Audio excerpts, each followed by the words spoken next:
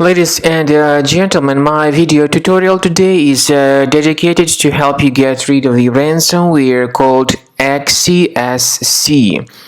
This is the ransomware, and the reason why it is called like that is because it appends this EXISC extension to the file names after they get encrypted. Before the ransomware attack, we were able to open our files. But the problem is that because of certain risks and vulnerabilities in the system, this EXISC ransomware may be pretty easily injected. Of course, I am not related to this ransomware and I'm not promoting this ransomware. My video is only for the educational purposes, and I am not going to help you to recover your files, unfortunately. Because I'm not related to this ransomware. The ransomware encrypts files and reveals this ransom note. The ransomware tells the victims that they need to pay a special ransom for file recovery. However, paying the ransom is not a good idea. This does not guarantee the file restoration. Don't pay it.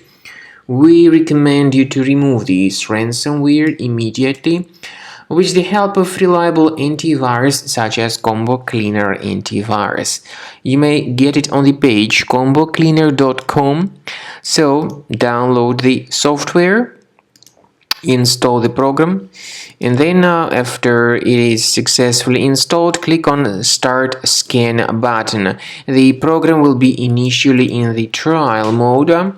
Only quick scan option is available in the trial mode. So then the scanning will begin. So then at the end of the scanning you will see the summary of all these threads which were revealed on the computer. Combo Cleaner, however, does not decrypt files. It helps to remove this ransomware, it helps to remove other malware, it helps to protect the files from ransomware attack with its anti-ransomware feature. But Combo Cleaner doesn't decrypt files, and there is no any other antivirus which would help to decrypt the files.